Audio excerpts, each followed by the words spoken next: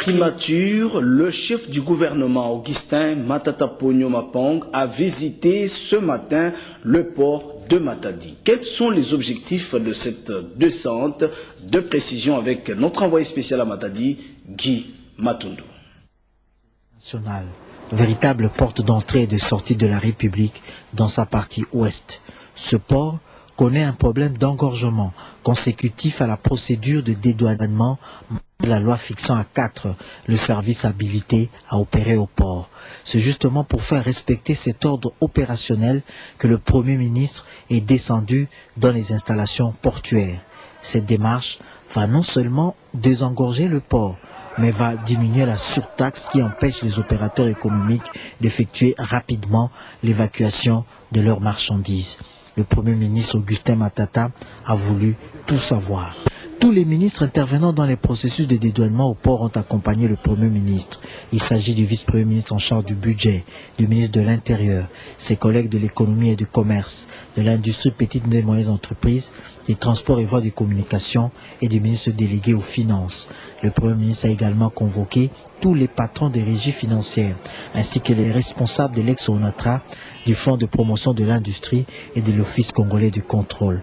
Après le port, le Premier ministre a inspecté et exploré d'autres voies de sortie et d'évacuation de marchandises, notamment ce pont vétuste de Kalakala, appelé à être réhabilité.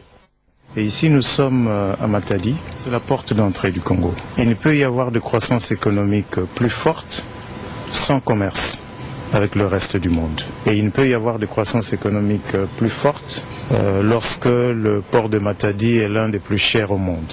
C'est la raison principale qui a amené le chef du gouvernement à venir voir de ses propres yeux.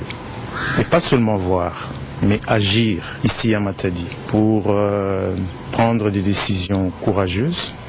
Une première série de mesures courageuses visant à éliminer toutes les taxes illégales qui viennent alourdir, n'est-ce pas, la facture de marchandises que nous importons, mais également toutes les mesures courageuses qui s'imposent pour que le décret présidentiel signé par le chef de l'État en 2002, dans lequel le chef de l'État ne reconnaît qu'à 4 services prestés aux frontières. 10 ans après, ce décret a encore du mal à être appliqué. Et je pense que c'est donc ici à Matadi que le Premier ministre, chef du gouvernement, mais les différents autres ministres qui l'accompagnent, chacun dans son secteur, prendront donc les mesures qui s'imposent pour que ce texte s'applique.